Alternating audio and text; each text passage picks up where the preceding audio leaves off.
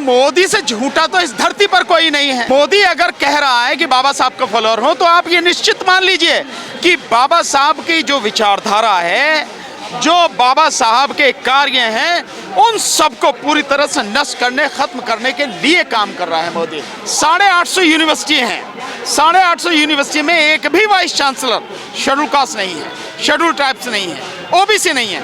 तो क्या ये संविधान को बदला हुआ नहीं जा रहा? क्या इन लोग SC ST OBC के साथ में न्याय हो रहा? जो मोदी का फंडा है कि भाई जैसे 8 बजे आके आपने नोटबंदी कर दी, 8 बजे आके आपने लॉकडाउन कर दिया, ठीक इसी तरह से किसी दिन में आके आज से कि भारत का संविधान खत्म, आज से मनुस्मृति पर आधारित संविधान लागू होगा। ये इस तरह की चीजें करेंगे।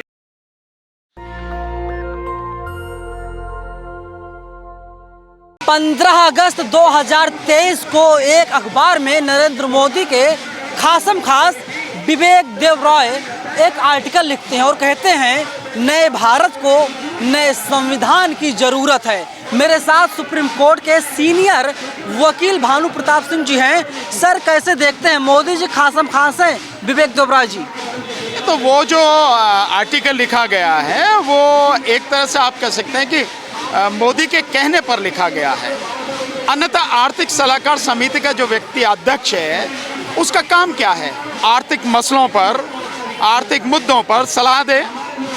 देश की अर्थव्यवस्था किस तरह की होनी चाहिए, देश की अर्थव्यवस्था कैसी है, इसके विषय में बात कहे। वो देश की अर्थव्यवस्था किस तरह से बेहतर हो, वो रणनीति बनाए।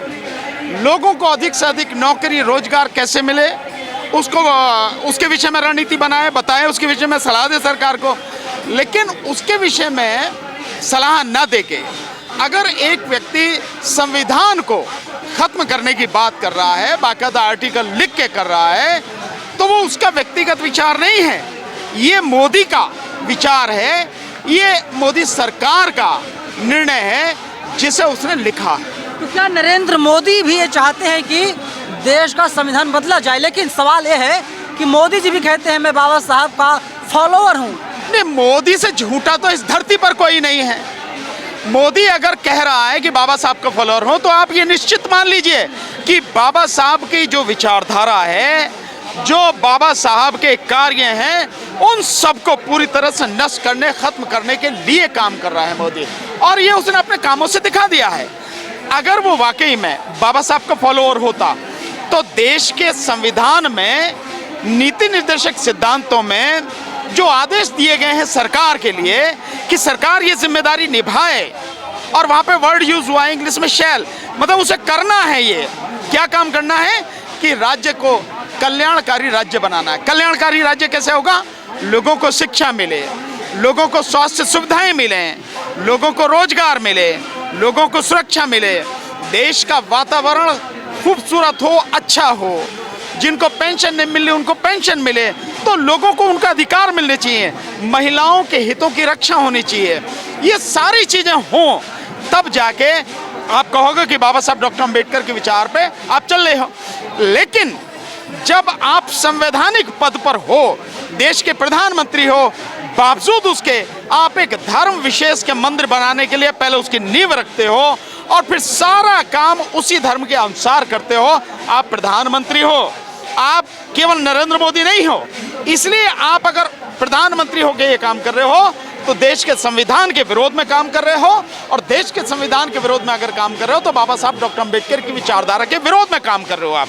तो फॉलोअर कहना लोगों को मूर्ख बनाने के लिए सिर्फ कहना है, वो फॉलोअर नहीं, वो बाबा साहब के संविधान को, बाबा साहब की विचारधारा को नष्ट करने का प्रयास कर रहा है, जो कभी किसी हालत में वो कर नहीं सकेगा। क्या संविधान में कोई ऐसा प्रावधान है कि उसको नष्ट करके नए संविधान को देश में लागू किया जाए कानूनी रूप से? क्योंकि आप एक बड़े वकील हैं। नहीं, प्रावधान का मतलब ही नहीं है।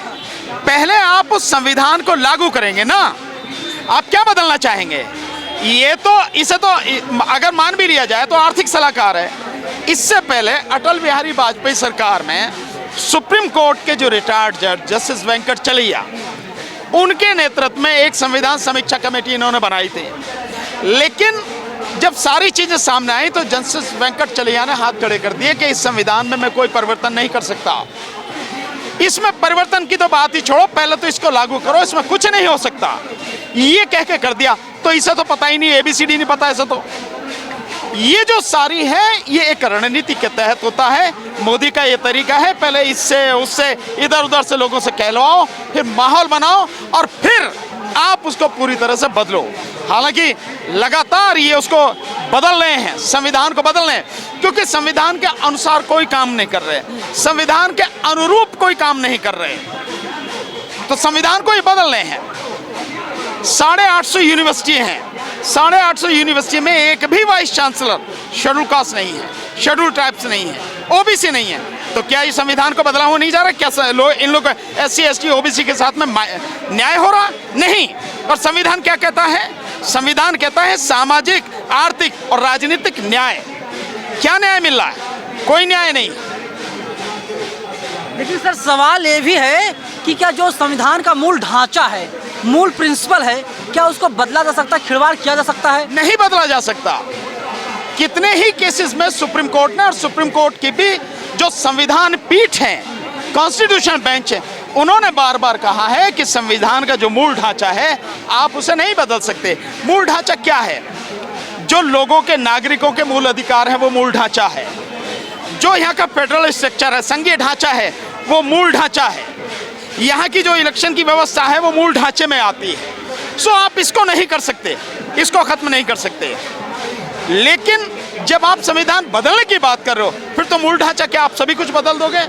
और धीरे धीरे वो प्रक्रिया चल रही है। जब आप संविधान के अनुरूप काम नहीं कर रहे तो आप संविधान को बदल रहे हैं। अब एक चीज इसको और देखें कि जो लेटरल एंट्री जो है, लेटरल एंट्री का क्या है? पिछले गेट से अब तक लगभग 100 लोगों को जॉइंट सेक्रेटरी लेवल पर भर्ती किया इस सरकार ने। जॉइंट सेक्रेटरी लेवल मतलब होता है कि एक IAS ऑफिसर, IAS की बात कर रहा हूँ, एक IAS ऑफिसर 18 से 20 साल की सर्विस करने के बाद जॉइंट सेक्रेटरी बनता है। जॉइंट सेक्रेटरी के बाद में जॉइंट सेक्रेटरी, फिर उसका एडिशनल सेक्रेटरी, फिर सेक्रेटरी, इस लेवल पे पहुंचता है। तो उस लेवल पे 18-20 साल के जो सीनियर IAS होता, वहां आप बैकडोर से जो RSS के लोग हैं उन्हें बिठा रहे हैं। तो संविधान को बदल नहीं दिया आपने, आपने संविधान को बदल दिया आपने। तो ये जो चीजें हैं धीरे धीरे धीरे धीरे हर वो चीज बदली जा रही है, धीरे धीरे चीजें बदली जा रही के हैं। लोकतंत्र को खत्म किया जा रहा है। क्या लोकतंत्र के अनुसार काम हो रहा? नहीं। लेकिन सर हम देखते हैं अमूमन तौर पे कोई भी बिल होता है पहले लोकसभा से पास करवाया जाता है, फिर राज्यसभा जाता है, इसके बाद फिर राष्ट्रपति का फाइनल सिग्नेचर उस पर हो जाता है, वो कानून बन जाता है।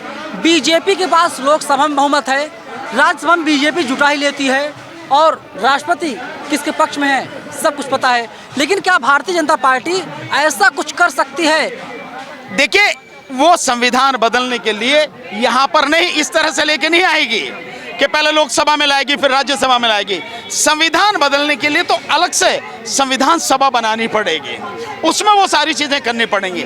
लेकिन ये ऐसा भी नहीं करेंगे, ये तो सिंपल ये करेंगे, मनुस्मृति पर आधारित संविधान ये बनाएंगे, जो ऑलरेडी ये बना रहे हैं और पूरा बन भी चुका होगा, हमें नहीं कह सकते क्योंकि। लेकिन मैं इतना जरूर जानता हूं कि पिछले साल 12 अगस्त 2022 को प्रयागराज यानी इलाहाबाद में इनकी एक धर्म संसद हुई, जिसमें इन्होंने 60 पेज संविधान के लिख लिया, और 12 अगस्त 2022 के दैनिक भास्कर के फ्रंट पेज पर छपा कि जो मनुस्मृति पर आधारित संविधान है उसके 60 पेज बना लिए गए हैं, जिसमें मूल बातें ये होंगी। कई चीज़ें उन्होंने उस तक की, किसको नागरिकता मिलेगी, किसको मतलब किस तरह से जो है संविधान मतलब राजधानी कहाँ होगी, वो सारी चीज़ें उन्होंने उसमें की।